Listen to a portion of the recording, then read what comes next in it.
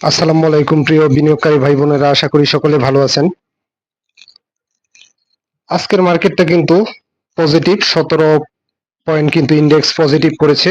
Advance 180টি, decline 160টি, unchanged 47টি, টোটাল ভলিউম 1400 কোটি টাকা। বিগত কয়েকদিনের মার্কেট কিন্তু পজিটিভ যাচ্ছে এবং কে কতটুকু প্রফিট করতে পারছেন জানি না, তবে মার্কেট যথেষ্ট পরিমাণে প্রফিট দিচ্ছে। আর যারা নতুন দেখতেছেন ভিডিও, পেজটিকে অবশ্যই ফলো দিয়ে রাখবেন, ভালো লাগলে লাইক করবেন, শেয়ার করবেন। আসলে বিষয়টা হচ্ছে কি, মার্কেটে আপনি কিভাবে এন্ট্রি নিতে পারতেছেন, কিভাবে প্রফিট করতে পারতেছেন, এটা হচ্ছে মূল বিষয়। প্রফিট করাটাই হচ্ছে মূল বিষয়। আর অতিরিক্ত প্যানিকড হয়ে গতকালকে যারা স্টক সেল দিয়েছেন, আজকে তো দেখতেই পেলেন যে আসলে কি অবস্থা। এই জন্য আমি বারবার বলি যে কোনো একটা নিউজ একবারের জায়গায় 10 বার যাচাই করেন, তারপরে ডিসিশন নেন। আর যাদের স্টকের দাম এই মুহূর্তে বাড়ছে না, প্রাইস আপ হচ্ছে না, তারা খুব বেশি হতাশ হবেন না। সবার স্টকের যখন প্রাইস আপ হবে, তখন আপনার স্টকেরও প্রাইস আপ হবে, এতে খুব বেশি দুশ্চিন্তার কিছু নাই। সব স্টক যখন আপ ট্রেন্ডে যাবে, এরপরে কিন্তু যে ডাউন ট্রেন্ডে যে স্টকগুলো আছে সেগুলো অবশ্যই আপ ট্রেন্ডে যাবে। এতে অধৈর্য হয়ে নিজের হাতে থাকা স্টকগুলা সেল দিয়েন না, ধরে রাখেন। আশা করি দিন শেষে আপনিও গেইনার হবেন। এই মার্কেটে ধৈর্যের কোনো বিকল্প নাই। যাই হোক, এখন আমি দুইটা স্টক নিয়ে কথা বলবো। একটি হচ্ছে Silco Pharma. Silco Pharma total share সংখ্যা কিন্তু 10 কোটি। আজকে 10 পয়সা নেগেটিভ হয়েছে, ক্লোজিং প্রাইস হচ্ছে 21 টাকা 10 পয়সা, হাত বদল হয়েছে 14,70,000 স্টক।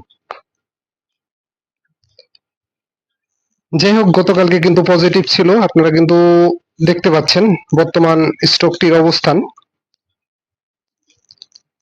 এই লেভেল থেকে সিল্কো ফার্মার প্রাইস আপ করার যথেষ্ট পসিবিলিটি আছে বলে আমার মনে হয়।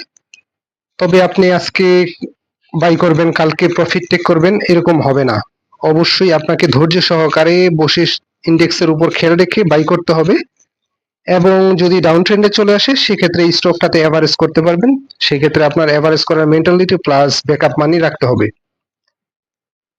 তবে চাইলে আপনারা পজিটিভলি বিবেচনা করতে পারেন সিল্কো ফার্মাকে, ইন্ডেক্সের উপর খেয়াল রেখে। অবশ্যই যে কোনো স্টকের ক্ষেত্রে অবশ্যই ধৈর্য সহকারে এন্ট্রি নেবেন। আপনি যদি বুঝে শুনে ধৈর্য সহকারে এন্ট্রি নিতে পারেন, তবে আশা করি সিল্কো ফার্মা থেকে আপনি হতাশ হবেন না, কম বেশি আপনার প্রফিট গেইন করার একটা পসিবিলিটি থাকবে বলে আমার মনে হয়। গত 2 দিনে কিন্তু 60 পয়সা পজিটিভ করেছিল, আজকে 10 পয়সা নেগেটিভ করেছে। তার আগে কিন্তু একটা কারেকশন দিয়েছে, আশা করি এখান থেকে একটা প্রাইস আপ করবে। তবে যদি আপনার হাতে 10 থেকে 15 দিন সময় থাকে, সেক্ষেত্রে যদি আপনি আমার অ্যানালাইসিস গুলা দেখে এন্ট্রি নেন, তবে সেক্ষেত্রে আমি বলবো যে আপনার প্রফিট গেইন করার পসিবিলিটি থাকবে। তবে 10-15 দিন সময় নিয়ে দেখলে আশা করি ভালো করবেন।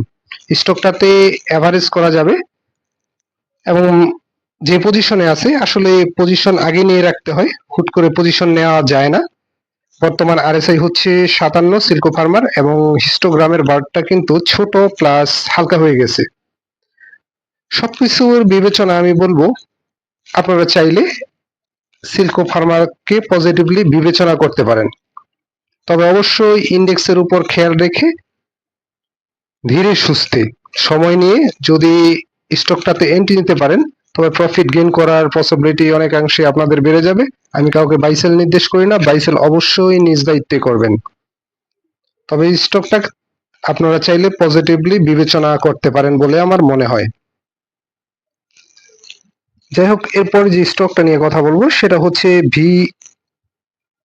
VFS thread dyeing limited, B category textile সেক্টরের একটি স্টক। 10 কোটি 10,56,00,000 শেয়ার। বর্তমান যে পজিশন, চাইলে এন্ট্রির জন্য বিবেচনা করা যায়। বর্তমান পজিশনে ভিএফএক্স কে চাইলে এন্ট্রির জন্য বিবেচনা করা যায়। আজকের কিন্তু ক্লোজিং প্রাইস হচ্ছে 16 টাকা 50 পয়সা, 10 পয়সা নেগেটিভ হয়েছে।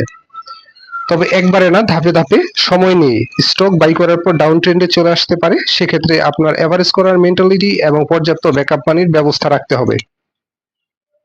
অবশ্যই যদি আপনার হাতে 10-15 দিন সময় থাকে, সেক্ষেত্রে আপনি ভিএফএক্স কে দেখতে পারেন, দেখার সুযোগ আছে বলে আমার মনে হয়। আজকে কিন্তু হাত বদল হয়েছে 24,88,000 স্টক, এবং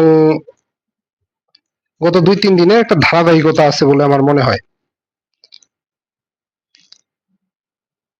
যাই হোক, পজিশনটা আমি বলবো একেবারে খারাপ না। ইন্ডেক্সের উপর যদি খেয়াল রেখে আপনারা যদি এন্ট্রি নিতে পারেন বুঝে শুনে, ধৈর্য সহকারে, অবশ্যই ধৈর্য সহকারে, তবে ভিএফএক্স থেকে আপনাদের প্রফিট গেইন করার একটা পসিবিলিটি থাকবে বলে আমার মনে হয়। আমি কাউকে বাইসেল নির্দেশ করি না, বাইসেল অবশ্যই নিজ দায়িত্বে করবেন। আগামী দিনে বুঝে শুনে ধৈর্য সহকারে দিনের যে কোনো সময়ে যখন মনে হবে যে ইন্ডেক্সটা ঠিক আছে এবং প্রাইসটা ওকে আছে, সেক্ষেত্রে আপনারা ভিএফএক্স এ এন্ট্রির কথা বিবেচনা করতে পারবেন, এবং সেক্ষেত্রে এভারেজ করার মেন্টালিটি এবং পর্যাপ্ত ব্যাকআপ মানি রেখে তারপরে এন্ট্রির কথা বিবেচনা করবেন। সেক্ষেত্রে আপনাদের প্রফিট গেইন করার পসিবিলিটি অনেকাংশে বেড়ে যাবে বলে আমার মনে হয়।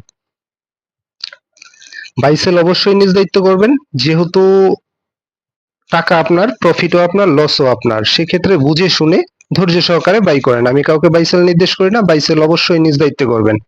তবে এই মুহূর্তে চাইলে আপনারা পজিশন নিয়ে রাখতে পারেন ভিএফএক্স এ। আশা করি এই স্টকটা থেকে আপনাদের প্রফিট গেইন করার পসিবিলিটি থাকবে। তবে রাতারাতি আসলে পুঁজিবাজারে অনেক টাকা করে ফেলবেন এই ধারণা থেকে বেরিয়ে আসুন। এই ধারণা থেকে নিয়ে যদি থাকেন, তবে আপনার লুজার হওয়ার পসিবিলিটি অনেকাংশে বেশি থাকবে।